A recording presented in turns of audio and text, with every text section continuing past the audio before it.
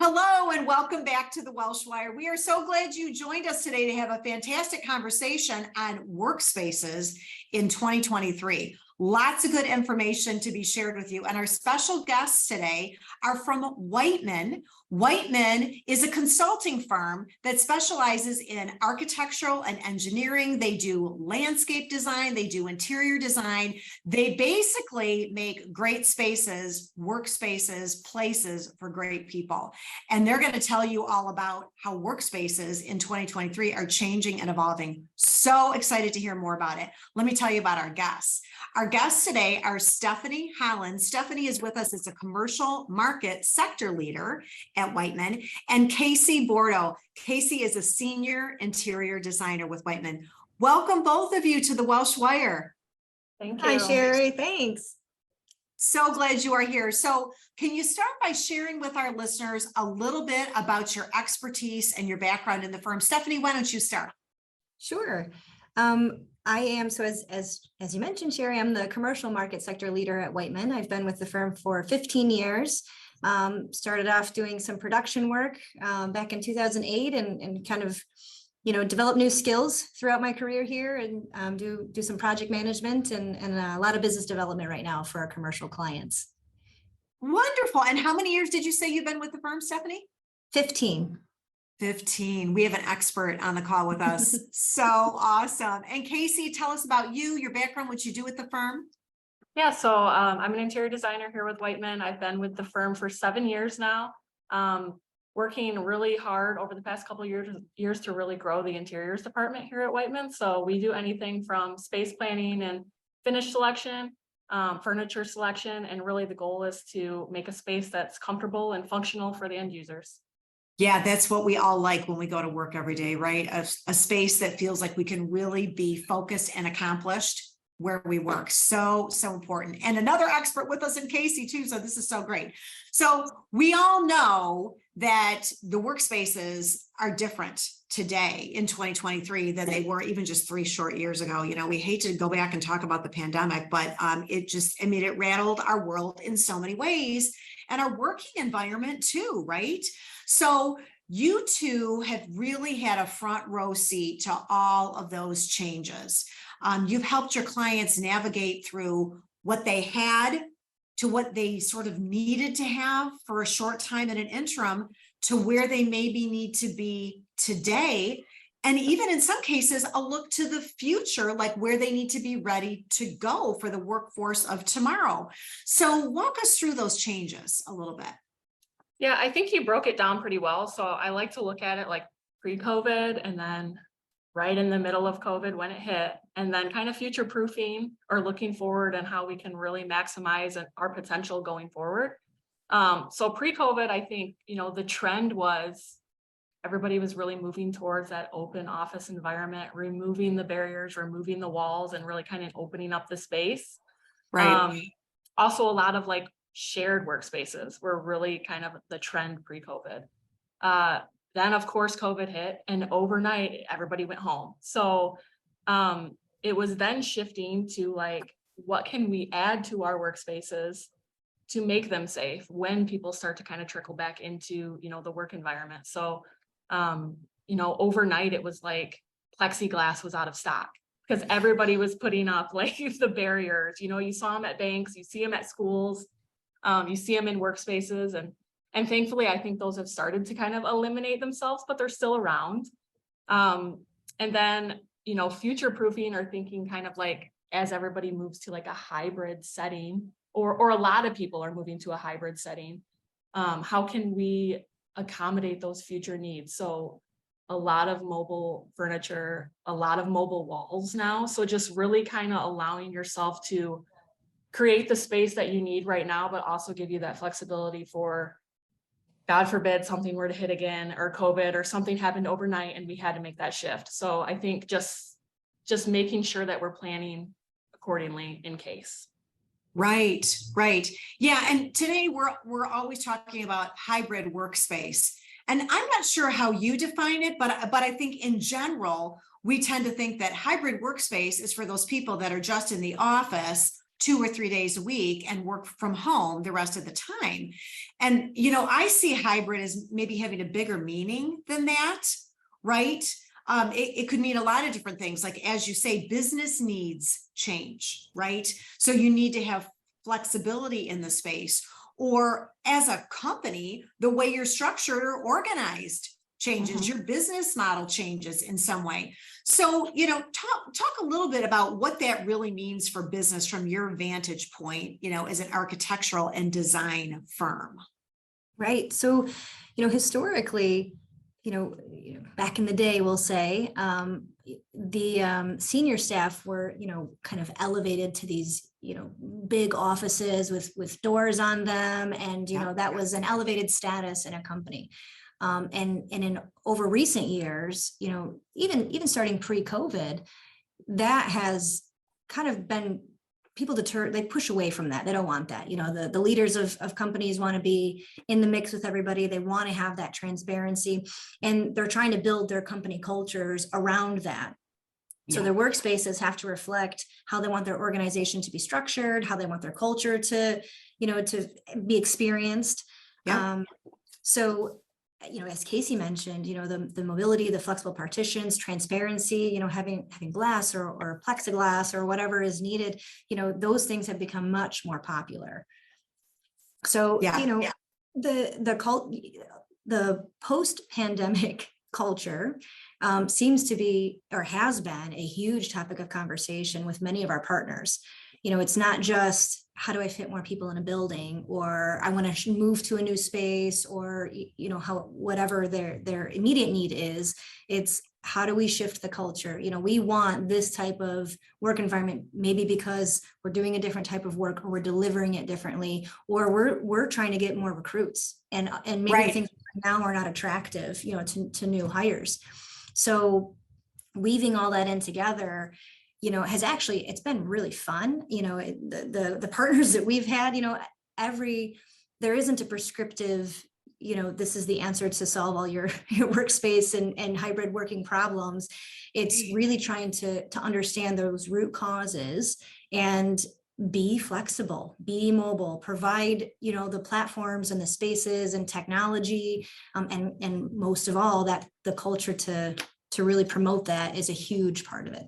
Right. So true. And I think you just nailed it when you said everybody's situation is a little bit unique based on their culture and the way they run their business and what they need to do. And I mean, we know that there are disciplines, right? Like human resources or finance, that you need to have a door, and you need to be able to shut that, and you need to have privacy. But there's also really highly collaborative departments too, like marketing, right? And design engineering, right? Where they do need their own space, but boy, they need a space to get together and really think and ideate. And that doesn't happen when everybody's, sheltered away like that. And then just being ready for whatever the next change is, right? I mean, you don't know when it's going to, we hope it's not going to be the pandemic again, but but one thing we know, things will change, right? Right. Because we're living in a world where the speed of change is just accelerating. So yeah, a lot of challenging conversations and opportunities to serve in that, I bet. So share a little bit, some examples of projects that you've worked on, different working environments, different challenges. What have they done to adopt this hybrid workspace idea? How have you made it work for them? Mm-hmm. So we have a few, we definitely have a lot of examples, but a few that we can kind of tackle in this discussion. So municipal complexes, or like government centers. So that one was a little bit tricky because they never really went home. They couldn't go home, a lot of them, to work. So it was working with them through the challenges of that shift kind of overnight, and understanding what we can implement into projects as they're happening. Like right in front of us, we have a building going up in the middle of COVID. What can we do during that process that doesn't impact their budget, but still brings a sense of that security and that safety into their environment a little bit more than we already have. We always plan for that, but then COVID hit, we got to go that one more step. So municipal complexes for sure were one that we've had to tackle with that kind of pre and post COVID. Schools is a big one. So, we do a lot of educational work, and one thing we found with some school partners is that We've started to implement some of the like social distancing, like instead of putting stickers on the floor, we can implement it into the design of the floor. So like a flooring pattern could have the social distancing space markers, but not be like completely in your face and say, separate 6 feet apart. It's just the pattern of the floor. And then of course, every furniture piece, it seems like in an education setting now is mobile.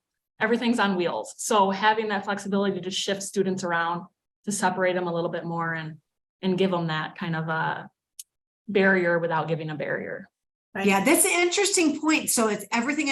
Are you seeing that being a trend in the furniture industry in general, that things are ending up on wheels a lot more for mobility and flexibility in workspaces? Yeah, I think so. And I mean, in a commercial setting, it's about the collaboration. It's about easily being able to reconfigure a conference space or a meeting space to have a small team versus a large team or an individual. So yeah, having stuff that can shift easily on those wheels makes a big difference. Yeah, I get that. What about in commercial or service-based workplaces? What have you seen there?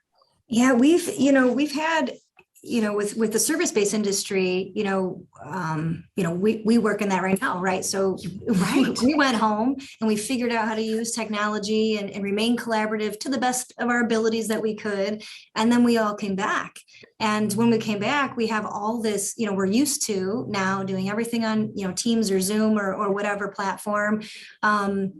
We kind of, you have to sort of retrain yourself back into, getting grouped back together, and having meetings in person. And again, having the workspace that supports that has been, one of the pieces and parts that we have to weave into some of our commercial partners and workspace, type partners. And really it's, having the right technology set up, having the culture, like I mentioned, supporting, there's still a lot of flexibility with, majority of people are in the office all of the time, I think industry wide. However, there are options to whether it's work from home because my child is sick or, I'm at a conference and I need to get some things done while I'm there and having, the tech to be able to follow you around, or while I'm in the office, we're in an open workspace setting, but I really need to have a private phone call. So I have a small room that I can just pick up and go to, and check out. And it's not owned by any one individual or employee. Right. It's kind of shared space. So, we have found that there's a lot of kind of mix, the collaborative spot, the open individual, kind of pod type, maybe settings, conference rooms, many more conference rooms than we've probably done in most buildings, but they're not these, the massive, town hall spaces. They're very intentional. These are for 10 people. These are for 4 people. This is a stand-up meeting only room. We don't put chairs in it. These are quick spaces where we just want to come in, make some intentional decision, get some action items listed, and then get out. So it's been, kind of defining what all those spaces are and what the needs are. And like I said, I'm going to keep circling back to it because it is so important, but making sure that the culture in the work environment has to support all those spaces. If you have if you have the space available or the mobile stations available, but the culture doesn't really support getting up and moving and sitting somewhere else, that can be a huge challenge. Right. And you've obviously got that dialed in because you talk about example after example where you've done that, and you can't do your best work, I'm sure, until you start there, right? So you really understand that, and then you can help those clients realize what their needs are. So you've worked with a variety of clients, clearly, learning all about their needs, helping them to adapt, working on new workspace designs with an eye for the future and, what they're going to need down the road. So all that taken into consideration, what kind of advice would you share with business leaders today who are still wrestling with where their workspace is at? Is this optimal for our team? Does it allow us to be all that we can be or should be? And with those that are thinking about, and the future, which, could be 6 to 12 months away before another change is needed. I mean, what kind of advice could you share for them as they wrestle with those ideas? Sure.